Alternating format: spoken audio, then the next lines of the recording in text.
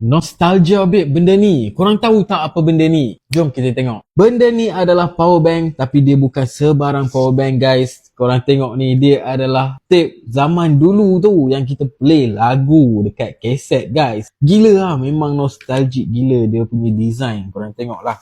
Bekas dia ni pun dia ada sama juga macam dengan dekat tape kita. Nampak tak tu? 10,000 mAh timeless klasik. Guys, kalau zaman dulu tahun 90-an macam tu, benda ni lah yang kita gunakan untuk dengar lagu. Mana ada lagi gadget macam zaman sekarang guys. Dia bagi satu kad QC, satu kabel micro USB dan benda ni juga berfungsi sebagai user manual. Benda ni seriously mengimbau kenangan zaman 90-an guys ketika kita kanak-kanak. Untuk orang yang sebaya saya lah. Yang mana tape ni kita boleh tarik keluar dan apabila kita nak main, kita boleh pusing-pusing balik dan himpunkan balik dalam tape ni dan dia okey, boleh play lagu macam biasa. Tapi yang ni tak adalah sama macam kaset tu yang kita boleh tarik keluar pita dia ni. Disebabkan dia adalah power bank, dia ada dua port untuk USB Type A, dia boleh support sampai 2.4 ampere. Kemudian untuk nak charge dia, kita boleh menggunakan sama ada micro USB ataupun Type C. Dua-dua pun boleh, tak ada masalah. Benda ni boleh charge dengan baik dan korang boleh tengok ni, dia tak adalah sama besar dengan handphone pun, kecil je. So kalau korang bawa benda ni letak atas meja makan, memang nampak macam korang bawa kaset yang lama tu, yang mana ia sepatutnya tinggal dekat museum tapi korang masih lagi bawa ke meja makan guys. Seriously, design dia lawa dan ini adalah salah satu power bank yang rare yang kita ada. Kalau korang berminat, klik dekat beg kuning di bawah.